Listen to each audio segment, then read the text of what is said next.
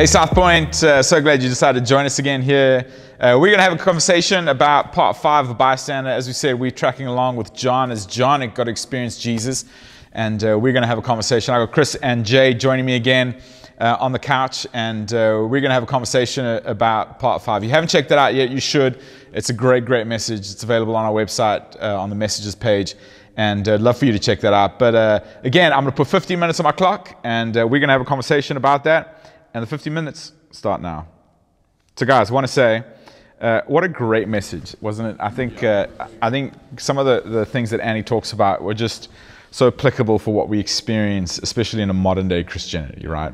Anything that stood out for you from that message? The God box. Yeah. That stood out for me. Yeah. Yeah. And how we sometimes have a God box, but then we have a God of the box. And we limit our spirituality, our faith, to what we think our box is. And that then excludes so many people that fall outside of that box that we can't reach them. So that stood out for me. Hey, Chris? Yeah, I thought, what's your God box made out of? Like, is it made out of cardboard, so a little bit of water and it dissolves and you can get outside the box? Yeah. Mine's usually made of titanium or double-plated diamond or something extremely So nothing escapes, but nothing gets in, right? Nothing gets in, you know, just being real, being honest. Yeah, the God box was a good thing, because that's a constant thing of like, how do I not see my life through my eyes, and through my like view of what God would be, and see it through God's view. So yeah, that was really good. Yeah, I found Annie touching back on the willful blindness thing from Francis Collins. Like when we kicked off the series, I spoke about that Francis Collins quote. He's been in the news again recently. He's been writing some new articles for everything that's going on. But the idea that willful blindness is something that we all experience, I think, but we look for things that are going to exclude other people, right? And he did such a great job of kind of bringing us back. He didn't ask the question. I kind of asked the question myself, for like, what does love require? Like, you know, sometimes when you get people in a situation, you kind of build your own little, well, I don't want to see you as God sees you. I'm going to see who I see you, or as the world sees you. And we begin by excluding people. We begin by leaving people outside. And it's a reminder to be able to say, no, well, like, should the church not be the safest place to have a conversation about that? Should the church not be the safest place that someone could come into and experience the love that Christ offers to every single one of us? And a lot of us exclude ourselves as well. Yeah. So we think, well, because I did this or that or whatever, like I don't even fit in my own God box, so I'm excluding myself from it. So when we can't accept our grace for ourselves, we definitely can't accept it for others.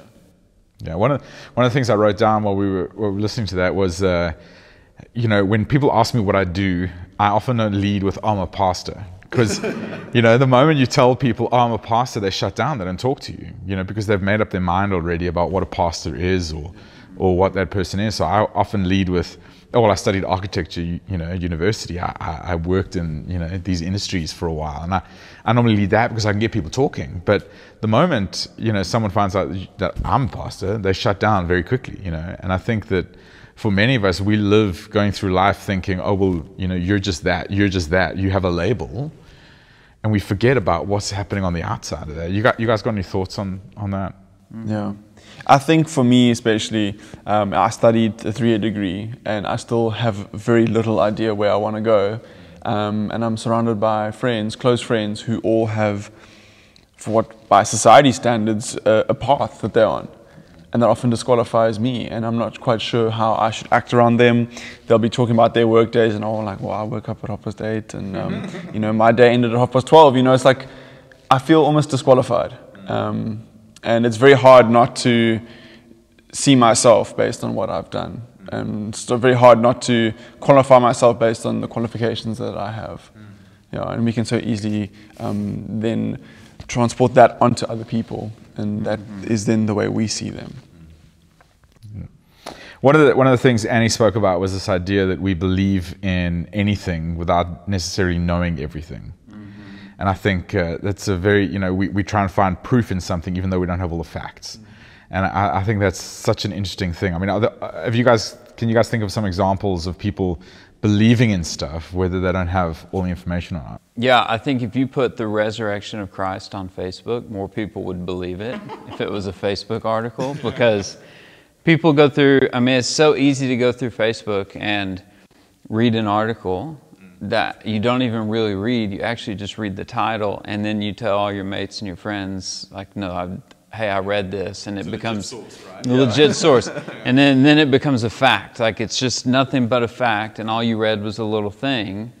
But then, like, when it comes to like bigger stuff, like God or your eternity or your soul, you're like, no, prove it to me, prove it to me. So I just think we should put the resurrection on Facebook. I think that's a great suggestion. All right, Chris Ladd at Facebook, right? Yes, so you're going to do that right now. Yeah. What are your thoughts, Jay? I mean, Andy spoke about things like love and consciousness and things like that. And with so little information about that, we so quickly believe it. But like Chris said, when it comes to bigger things like eternity and Jesus, we almost need to know everything before we are willing to believe anything. And Andy said, I wrote it down, you don't need to understand everything to believe something. And it takes baby steps. So take baby steps with faith. Take baby steps with Jesus. I was having a conversation with someone a while ago. We were talking about the idea of the difference between belief and faith. And I think in religious contexts, I think they get into this whole like confusion, the space of confusion. But I don't think we've reached an understanding yet. We're still debating it. But the idea that you believe in something, it's a finite thing, whereas faith is something that grows towards belief. And what's so interesting, he talks again, and you see John talking about this all throughout this gospel, is this idea of walking by faith. And like I sang the songs as a kid, but you never really thought about the fact that actually Jesus says something to someone and that person goes away trusting that they haven't believed in Jesus.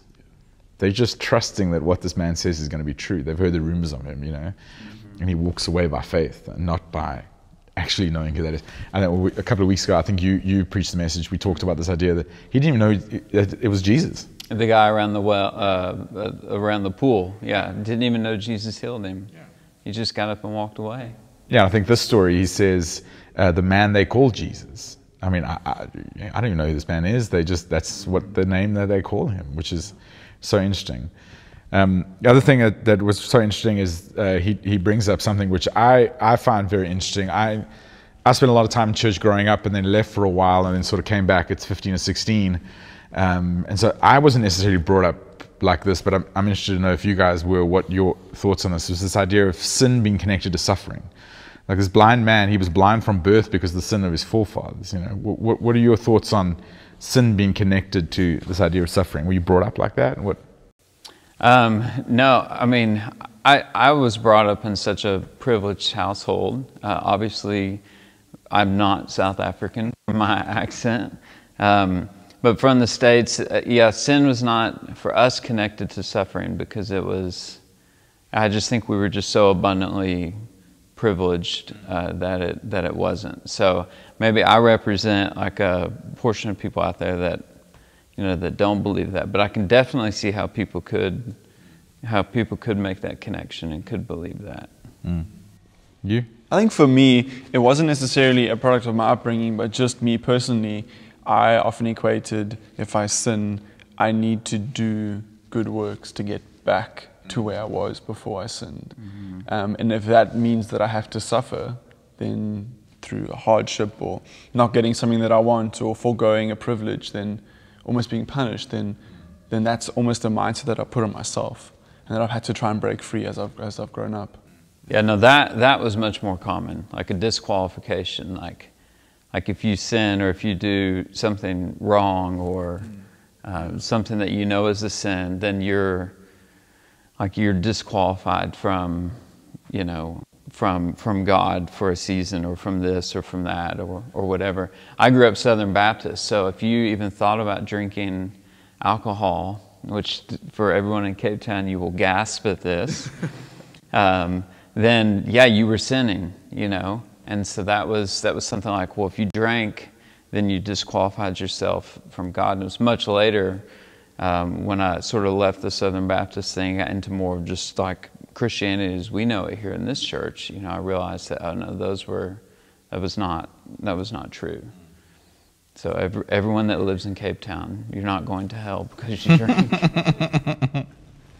I think one of the things that's interesting about the way we experience life is, I think a lot of us go through difficult circumstances. Like, I mean, you guys might be going through something right now that is going on, but those difficult circumstances, and we would call them maybe a pivotal circumstance, they often shape our faith. If you guys experienced something like that, how did that shape your faith moving through a circumstance like that, where you experience deep suffering? I think for me, I've grown up with often very physical ailments. I was on crutches for 2.5 years when I was younger. I've had multiple operations on my ears. So for me, I've often asked myself why. Growing up and between the grades of the ages of 7 and 10, those are quite pivotal years for young children in their growth, and I was almost excluded. I felt excluded. So for me, I've often wondered why my body has stopped me from doing things, why my body has stopped me from enjoying parts of life that other people just so freely enjoy. And that has allowed me to try and almost dive deeper into kind of God's plan for that specifically.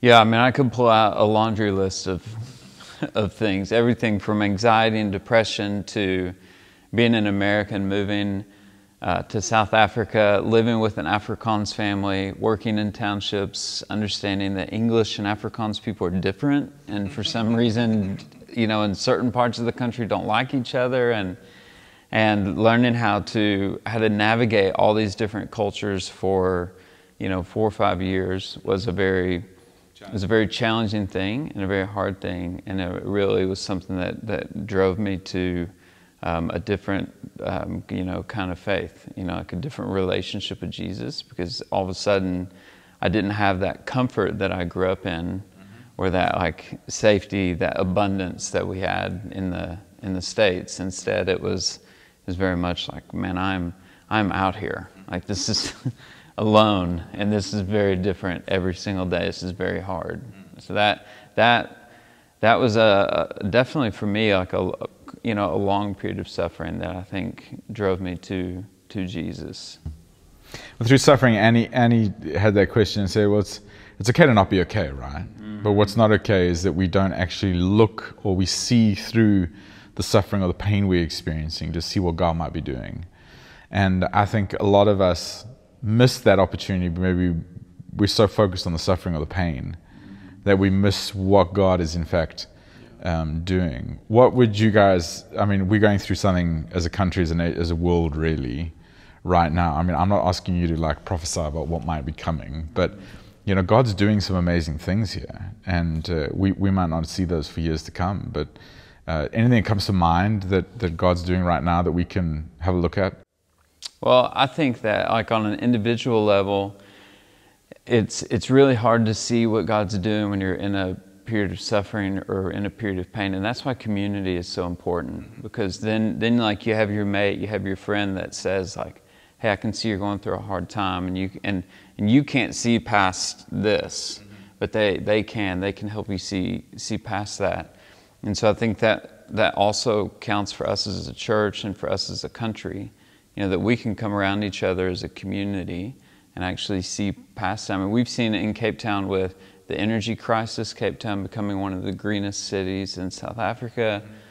We've seen it in the water crisis with the drought, and now with the virus, we're able to see that, hey, as a community, we can look past our individual stoppage points or individual suffering and help each other see the bigger picture and hopefully draw each other together through that.